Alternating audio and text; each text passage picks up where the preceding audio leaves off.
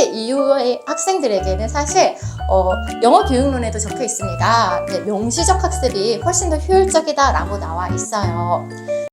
안녕하세요. 즐거운 초등 영어의 지니쌤입니다. 크리쌤입니다. 선생님, 제가 이제 선생님 책 중에 요거 네. 예전에 한번 소개시켜드린 적이 있는데 여러분 여기 1권부터 4권까지 있거든요. 제가 이제 피드에도 좀 자세히 올려드리도록 할게요. 근데 요 책을 지금 최근에 출간을 하셨는데 네.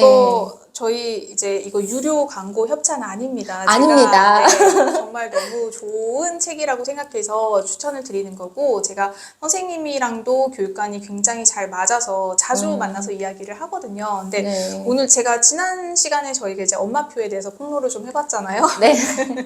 실패 사례 많다. 실패 사례도 분명히 있습니다. 그런데 이제 우리가 뭐 실패 사례니까 뭐 그건 또 무조건 하지 마 이건 아니에요. 우리가 그쵸. 습득이 잘 맞는 아이들 그걸 잘 또 꾸려가면은 분명히 도움이 되는 부분이 있거든요. 왜냐 우리가 습득은 우리가 영어를 언어로서 생각을 하는 거죠. 근데 선생님 영어를 과목으로 생각한다 라고 하면 약간의 학습이 필요하잖아요. 그래서 선생님 그런 측면에서 봤을 때 제가 어휘학습에는 이 책이 굉장히 도움이 많이 됐던 것 같은데 선생님 이 책을 쓰신 그 계기랑 네. 이 책을 어떻게 좀 활용하면 좋은지에 대한 이야기 좀 해주실 수 있을까요?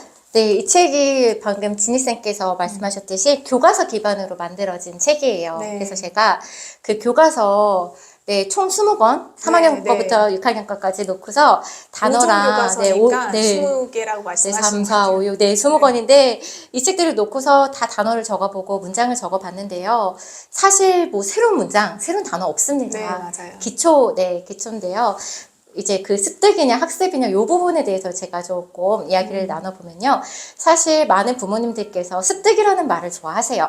그래서 뭐 저희가 Second Language Acquisition 해가지고 SLA가 이렇게 학문적으로 있는 용어인데 최근에는 제가 박사과정을 하다 보니까 acquisition이라는 말도 쓰지만 learning 그래서 학습 그래서 second language learning 그래서 SLL 이것도 쓰거든요. 네. 그러니까 무슨 얘기냐면 사실 경계가 모호하다라는 얘기예요. 사실 습득이라는 것도 학습을 바탕으로 된다는 그런 학자들의 의견이 많이 있거든요. 생각해 보면은 우리가 모국어도 학습이라는 말이 막 이렇게 적고 막 이래야 되는 것 같지만 어떻게 보면은 자연스럽게 네, 우리가 학습이라고 하잖아요. 습득과 학습을 이렇게 경계짓기가 너무 모호한 게 네. 학습이 마치 이렇게 적고 뭔가 집중해야 되고 이런 공부처럼 여겨지지만 우리가 일상생활에서 아이들 어린이집에서 하는 활동도 다 학습이라고 하거든요. 네. 네, 자율학습 이런 얘기도 하고 현장 학습이라고 얘기하잖아요. 현장 습득이라고 얘기 안 하잖아요. 네. 그러니까 그렇게 모든 것들은 그러니까 배워서 익히는 것이 학습인데 그런 측면에서 봤을 때 습득이랑 학습이랑 말이 다를 뿐이지 사실 이게 겹쳐지는 부분들도 있어요. 근데 지니쌤께서 습득이라고 이제 부모님들이 저는 받아들였으면 좋겠는 게 8세 미만의 아이들 같은 경우에는 암시적인 학습이 훨씬 더 좋아요. 암시적인 학습이 습득 같아요. 그러니까 맞아요. 뭐냐면 놀이로 다가서는 거. 네. 예를 들어 챈트를 따라 부르고 네, 그렇게 즐겁게 해야 되고 8세 이후의 학생들에게는 사실 영어 교육론에도 적혀 있습니다. 네, 명시적 학습이 훨씬 더 효율적이다라고 나와 있어요. 그러니까 8세 이전의 아이들에게는 부모님들은 약간 습득처럼 네, 생각하시면 될 것 같은데요. 사실 이 경계는 모호하다 이걸 전달드리고 싶었고 이 책을 쓰게 된 계기는 아이들이 어쨌든 명시적으로 어휘라는 것들을 학습을 해야 되는데 네, 그냥 예전에 제가 단어책들을 많이 봤는데 단어만 쭉 나열되어 있는 책들이 되게 많이 있는 거예요. 그래서 단어장 같은 느낌인 네, 거죠? 단어장 네. 느낌의 근데 아이들이 그걸 받아들일 때 일단 외우긴 해도 금방 까먹어요. 제가 볼 때는 숲을 못 보고 그냥 네. 그 나무만 보고 외우면은 그 어휘가 이해되지 않는데요. 제가 이 책을 쓰는 이유는 사실 여기 보면은 단어 학습으로 저절로 말하기가 되는 네, 지니쌤께서 그 교육과정 변하신 것 중에서 말하기가 되게 이제 강조될 거다라고 이야기해 주셨는데 저는 이렇게 단어를 배우면은 이 문장 패턴 안에서 단어를 바꿔 말하면서 아웃풋하는 연습을 해야 이제 단어를 정말 익힌다라고 생각을 했거든요. 그리고 아이들이 가장 단어를 외울 때 힘들어하는 부분들이요.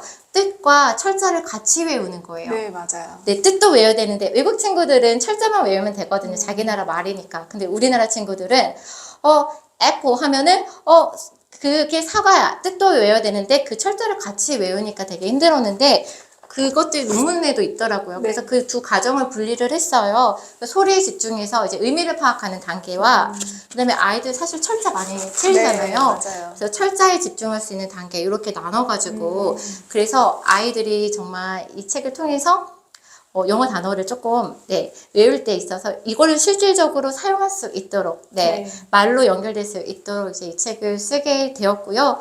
그리고 아이들이 솔직히 단어를 뭐 30개씩 하루에 외우면 참 좋겠지만 맞아요. 기본적으로 엄마표를 하는 친구들이나 엄마표를 하는 친구들은 사실 30개씩 외우기 힘들잖아요. 그리고 학원 다니는 친구들도 30개 다 외워봤자 또 많이 까먹어요. 네, 맞아요. 그래서 9개, 하루에 9개 정도는 그래도 즐겁게 익힐 수 있지 않을까. 네. 그래서 주제별로, 문장별로 해서 이렇게 아이들의 학습이 제대로 된 네 가지 full skills라고 하죠. 그래서 듣기도 되고, 말하기도 되고, 그런 학습이 될 수 있도록 해놨고요. 그리고 제가 직접 강의를 찍었어요. 그래서 이제 맞아요. 이 문장 네. 패턴이 왜 이렇게 되는지, 그래서 고학년 친구들이라면 문법도 배울 수 있게, 해 놓았습니다.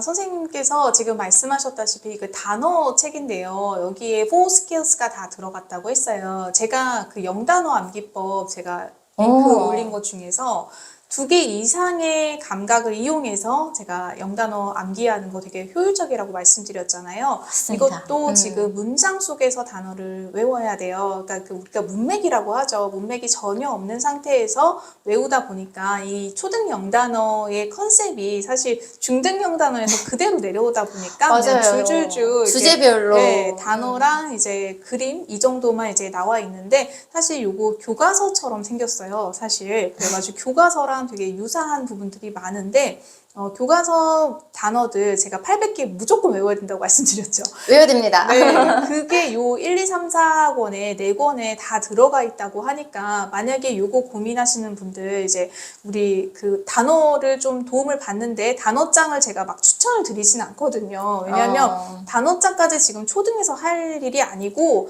사실 독해 문제집에서 나와 있는 그 단어들 해결하는 것만 해도 버거워요. 그런데 제가 800개 무조건 해야 된다고 말씀드렸잖아요. 그 단어를 혹시 찾으시면은 이 책이 굉장히 도움이 될 거라고 생각합니다. 제가 시중에 나와 있는 책 중에서는 요게 조금 그래도 문장이랑 같이 패턴 추리를 할 수 있는 그런 교재라고 볼 수 있을 것 같습니다. 자, 그러면 여기에서 조금 한 발짝 더 나가서요, 선생님. 어차피 우리 학습 얘기를 했으니까 이 어휘학습이 끝나고 나면 문법은 좀 고학년들 어떻게 접근하면 좋을까요? 저는 문법을 고학년 때 이제 그 아이들이 사실 고학년이라고 해도 아직 영어가 서투른 아이들도 있고 영어가 지금 되는 친구들도 있는데 고학년에서 이제 아이가 어느 정도 틀을 잡았다면은 중학교에서 배우는 문법 정도는 미리 하고 가는 게 좋고요. 아무래도 영어로 된 교재보다는 한국어로 좀 풀어져 있는 교재를 보고 가는 게 좋은 게 저희 쌍둥이들이 이제 중학생이 되다 보니까 얘기를 막 해줘요.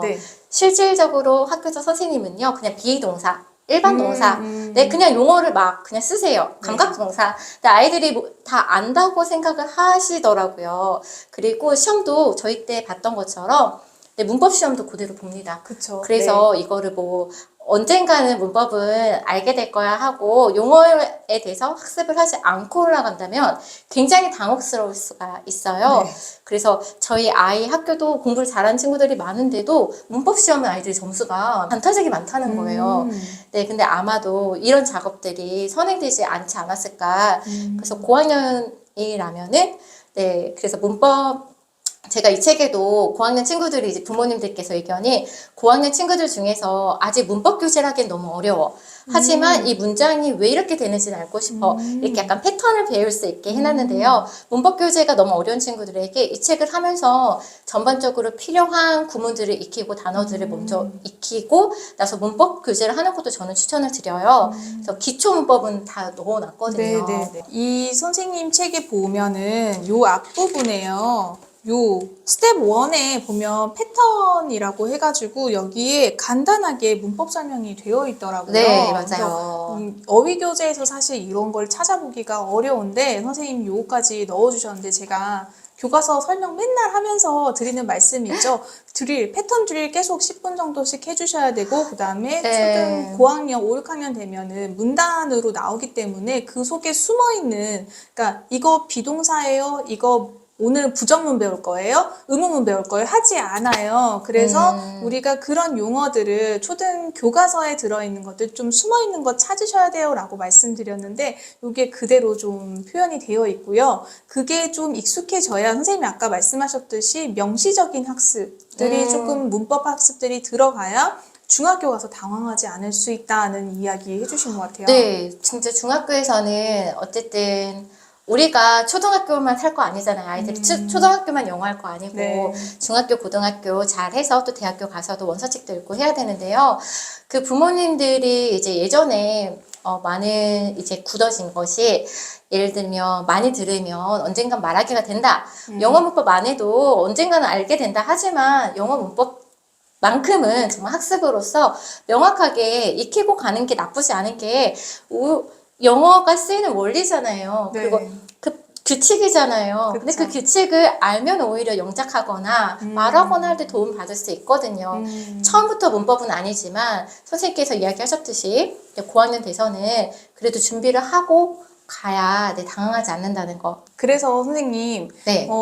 그 문법에 대한 강조를 우리가 할 때마다 항상 고민에 빠지잖아요. 이게 문법이 되게 어려우니까. 그런데 이제 우리가 초등 기본 문법들은 어렵지 않잖아요. 근데 많은 어머님들이 문법을 시작하면 중학교 3학년 문법까지 다 끝내야 된다고 생각을 하니까 그게 굉장히 어렵게 다가오는데 그렇지 않아요. 이게 문장 패턴 속에서 다 들어있어요. 의문문이 있고, 그쵸. 부정문이 있고 다 있는데 사실 문법 자체가 어렵다기보다는 용어가 어려운 건데 용어도 듣다 보면 익숙해지면 쉽다라고 느끼거든요.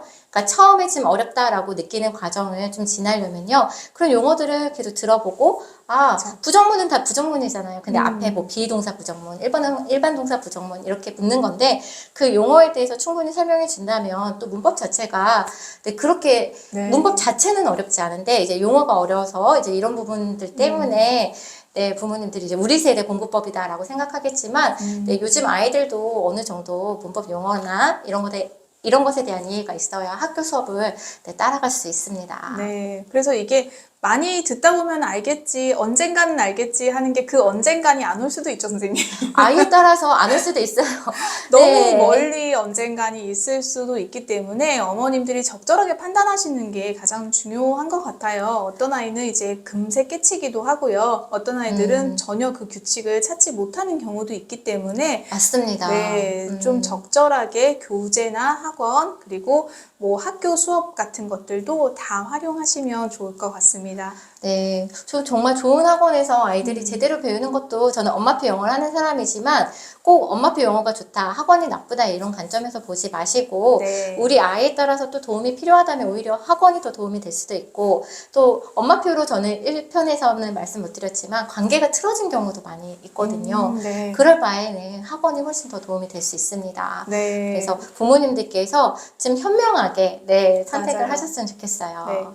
우리 선생님이 관계 얘기해 주셔서 제가 또 생각이 났는데 3부까지 찍어야 될 것 같습니다, 선생님. 네.